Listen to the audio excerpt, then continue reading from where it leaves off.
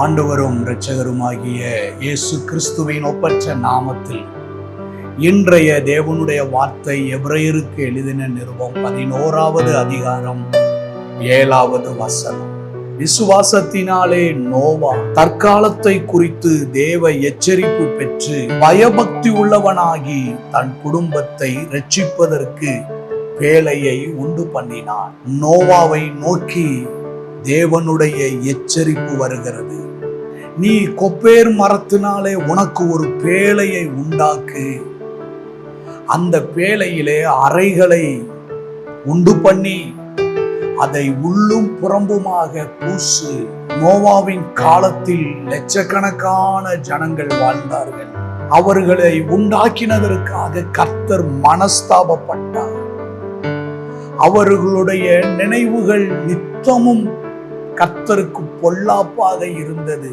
தேவன் பூமியை பார்த்தார், அது சீர்கெட்டு இருந்தது. மாம்சமான யாவரும் தங்கள் வழியை கெடுத்து கொண்டார்கள். எல்லாருடைய முடிவும் தேவனுக்கு முன்பாக வந்தது. அந்த காலத்திலே தேவன் நோவா என்கின்ற ஒரு மனிதனை தேடி சென்று சொல்லுகிறார், நீ கொப்பேர் மரத்தினாலே உனக்கும் உன் வீட்டாருக்கும் ஒரு பேழையை உண்டு பண்ணு.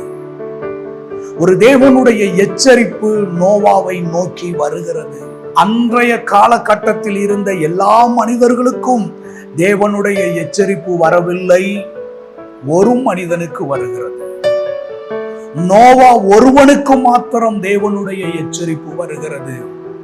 காரணம் என்ன? அவன் தேவனோடு சஞ்சரிக்கிறவனாய் இருந்தான். அந்த காலத்தில் இருந்த மனிதர்களிலே நோவா என்கின்ற ஒரு மனிதன் மாத்திரம் தேவனோடு சஞ்சரித்தான்.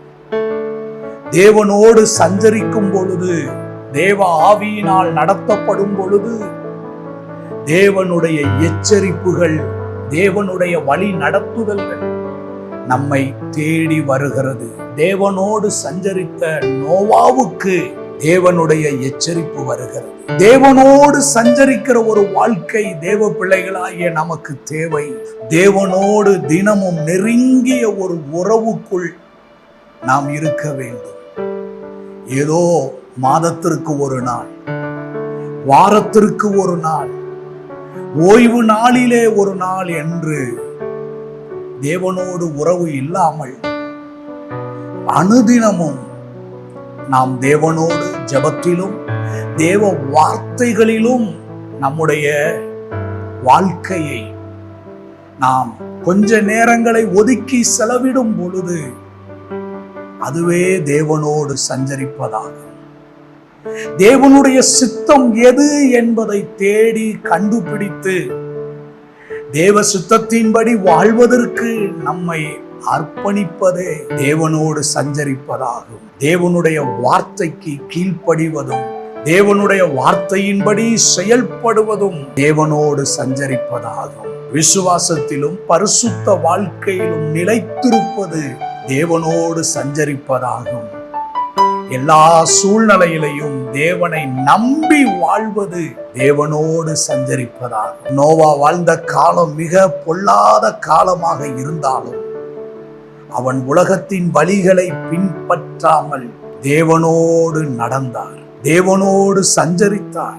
அதனால் தேவன் வர இருக்கும் ஜல பிரயாணத்தை முன்கூட்டியே நோவாவுக்கு அறிவித்து அவனுடைய குடும்பத்தை இரட்சிக்கும்படி வேலையை கட்டும்படி தேவன் கட்டளையிட்டார்.